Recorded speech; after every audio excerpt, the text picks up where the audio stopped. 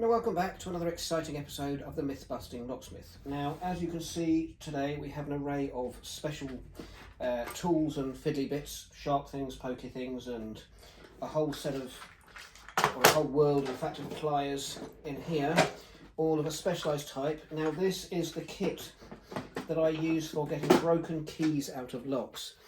Now, there are many things to cover in this, so I'll try and be brief. I was given this lock today, which I've already put in the vise, and it has a key broken inside. This is an Ultion 1-star cylinder, and surprisingly it's not an anti-snap. Now, I was very lucky because the door was unlocked when they had broken the key, and so therefore I was able to use the thumb turn to get the key, to get the lock out of the door and bring it home. Now, as I say, there's many things to cover. If the door was locked and this was in the door, I would be in trouble because I would have to try and get it out while it is in the lock. But then, as it's an anti-snap lock, it would give me the option of actually snapping the front off, manipulating the cam, getting the door open and replacing the lock. If it was like this one, which is an Ultion 3-star, it of course has two anti-snap parts here that are gonna, or three in fact, that's gonna stop you snapping the lock and getting in that way. But if you know, you know.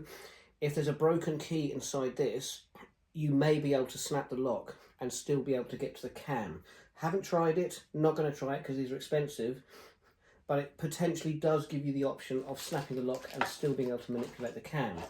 Beyond that, this was an internal cupboard door, so one of the things that was pointed out to me was you have to know the value of your time. I charge by the hour, and it's a minimum charge of 1 hour. Now, if I spend up to an hour doing this, it would be cheaper for me to buy a new one of these cylinders and a new key for them than it would be to charge them for the hour to get the broken key out and then replace the key.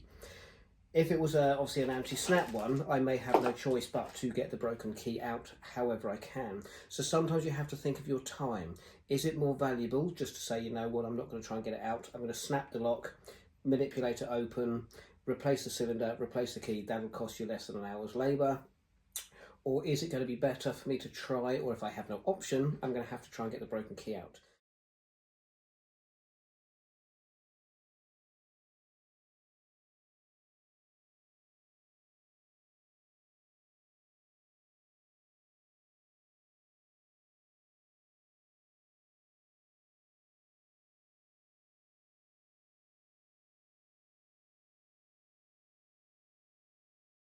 Now, as you can see, and I wanted to save the glory for you, I have managed to remove the broken part of the key. So there was that much, let's see what we can do here for you. There's that much in it.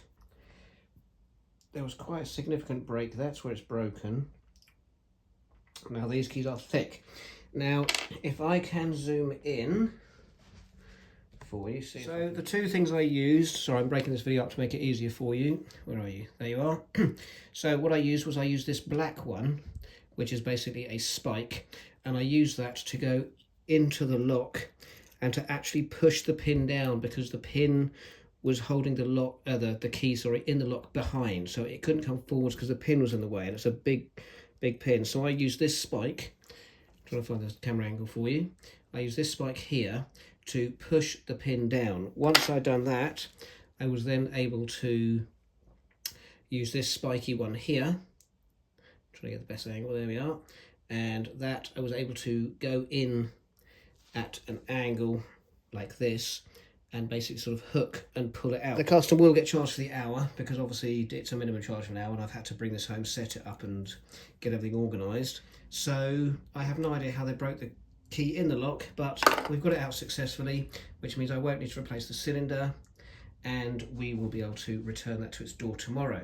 Now, I wanted to show you a little bit more of this because this is a raised workbench. Let's just move my cup of tea so I don't spill it. And I built this because what you can do is you have a tray underneath, obviously with all different things, which fits perfectly here. And then what happens is this will come down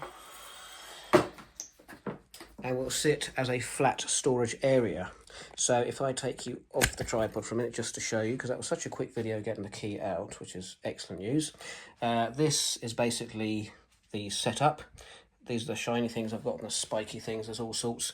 And under here, of course, there's a whole world of pliers and pokey things to grab, pincers, all sorts. And what I also used was, of course, the trusty magnifying glasses. These are like 5 times magnification. They are very, very strong. And they come, on the right side, with a little LED torch. So there we are. So that's it. That's the setup. I got the key out. It took me about 2 minutes to do. But the setup takes time. Working it out takes time. And I guess I was just lucky on this occasion that with the magnifying glasses on Amazon, definitely worth a purchase. I was able to see that if I could get the pin down, then that would create more of a gap to get something in to lever the key out. But these are thick keys, and it was jammed in, and it had been pushed behind. So my tip to people is, if ever you break a key in a lock, don't push it in any further. Don't try and put the tip of the key in to try and turn the lock. You'll make it worse. The best thing to do is just stop and leave it, because if the key goes behind the pins and the pins pop up, it's a lot harder to get out. But in this case, not. Okay, well, I hope that was interesting for you, and I will catch you next time. Thanks for watching.